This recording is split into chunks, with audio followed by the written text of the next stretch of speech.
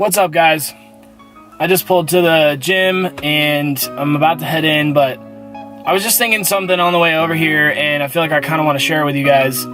So if you want to skip through this little life talk / rant, whatever you want to call it, you can. I'll put how long it is right here on the black screen and just tell you guys you can skip it if you want to.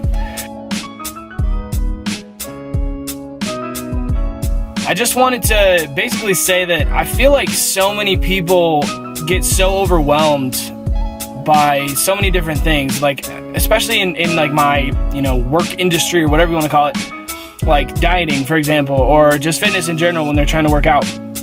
They get so overwhelmed because it's a big change and it's something that they haven't done before, that they haven't mastered. I mean, it's really sad. Some people don't even want to go to the gym because they feel like they need to be fit before they get there. And that's the whole reason they go to the gym. It's because you want to improve on your health. You want to get a little bit more fit, whatever it is that your goals are.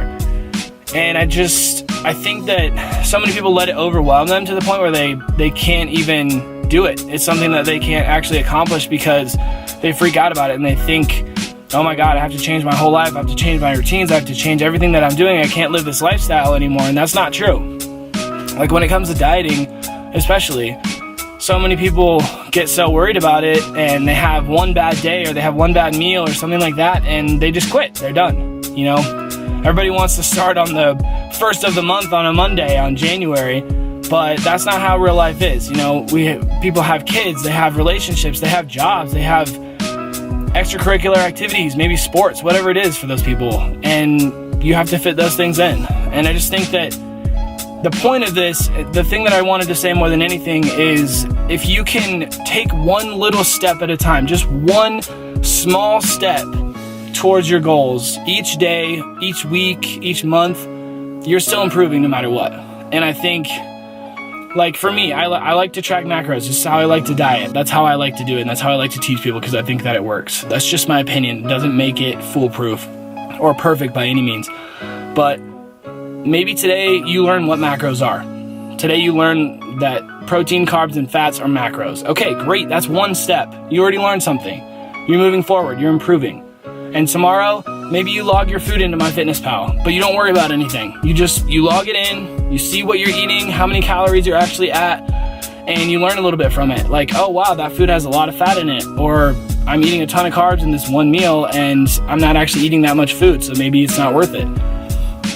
And then the day after that, you try to hit your protein intake. Once you get your macros set, you try to hit your protein intake, and that's your one goal. Take little, tiny, small steps, and those will compound over time and turn into something amazing. All of these successful people that have done something, Steve Jobs and these billionaires like Bill Gates, they all started with a concept. They all started with one little thing, and then they proceeded to make it something amazing over time. And anything in your life can be like that, no matter what it is. And yeah, you're gonna have setbacks, you're gonna have days where you take a step back or two, but the next day you get your ass up and you do it again, and you take 3 steps forward, and you move towards something that motivates you, towards something that you want. And I feel like so many people get so caught up in, oh my God, how am I gonna accomplish this? I haven't been able to do it before.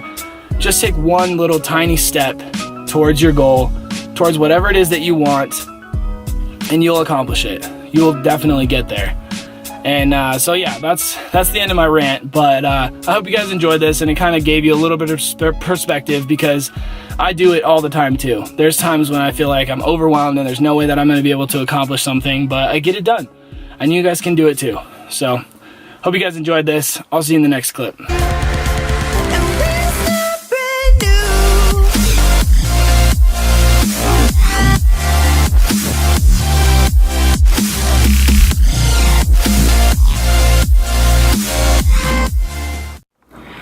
What is up, guys? I hope that my little intro clip there didn't bore you guys too much. I just felt that was something that was really important that more people need to understand.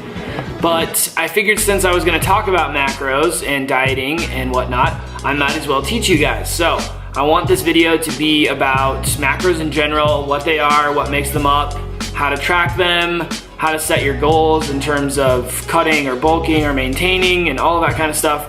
So hopefully you guys learned something from this video, and I'm looking forward to teaching you. And also, how about that intro? I'm super pumped about that intro. I think it turned out really, really well. So let me know if you guys like that. Drop a like below or a comment. Alright guys, so I told you I was going to teach you about macros, and I just want to explain it so that everybody understands what they are. So when I say macros, that basically means every food group that you can think of. So any food source is macros. And macros is broken down into 3 categories. So those 3 categories within macros are going to be protein, carbs, and fats. So just to quickly cover proteins, there's tons of different protein sources out there. Basically any kind of meat, you're going to get a pretty decent amount of protein from. There's whey, like protein shakes, casein protein shakes. The only difference between those two is basically whey is going to kind of rush your system and go straight into your body, whereas casein takes quite a while to break down. So sometimes that's nice for people that get really hungry at night. You can drink a casein shake and it'll kind of help you get through the night so you don't feel starving. You also get different protein sources in terms of vegetables. There's a little bit in a few different vegetables like broccoli and like edamame, a few different ones. I think chickpeas has a pretty decent amount. Moving on from protein is our next category, and that's carbs. Like I said, carb sources are going to be rice, potatoes, sweet potatoes, any kind of bread, white or brown.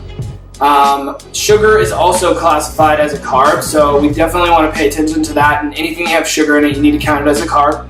And then the last source is basically going to be vegetables and fruit. You definitely have carbs and vegetables, it's just not a high amount, so a lot of people don't necessarily count them when they eat them.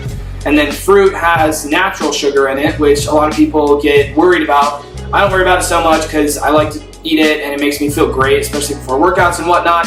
But that natural sugar will be counted as a carb when you're counting your macros. Our third category is going to be fat, and fat sources range from anything to different kind of nuts, almonds, cashews, walnuts, stuff like that. Olive oil and like virgin coconut oil, they also count as fats. And then you have fats in like dairy products, so cheese and milk.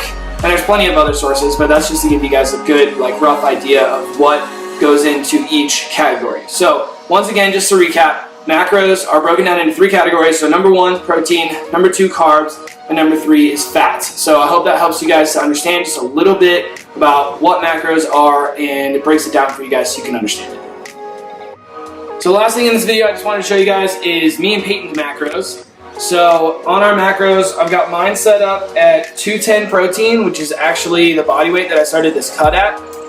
280 carb and 65 fat. I wouldn't suggest going below 0.3. If you were to do like your body weight times 0.3 of fat, I wouldn't want you guys to go anything below that. So just to make it simple for you, if your body weight was exactly 100 pounds, just for number's sake, you would multiply that 0.3 and it would give you 30 grams of fat. So I wouldn't suggest going anything below that. You're probably not going to feel very good. You definitely need fat in your diet.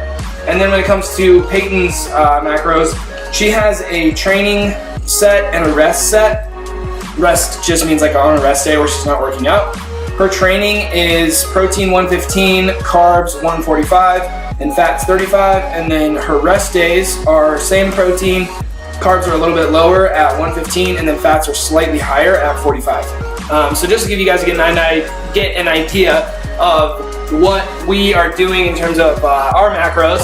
And then in my next video, I'd like to show you guys exactly how to set up your macros. So I'll be going through the numbers, what you guys need to know in terms of setting them up, and how to set your goals as well for your macro numbers. So I'm going to end the video right here. Thank you guys so much for watching. Please like, comment, subscribe. I really, really appreciate you guys taking the time to watch these videos. And remember, make moves or make excuses. I'm out of here.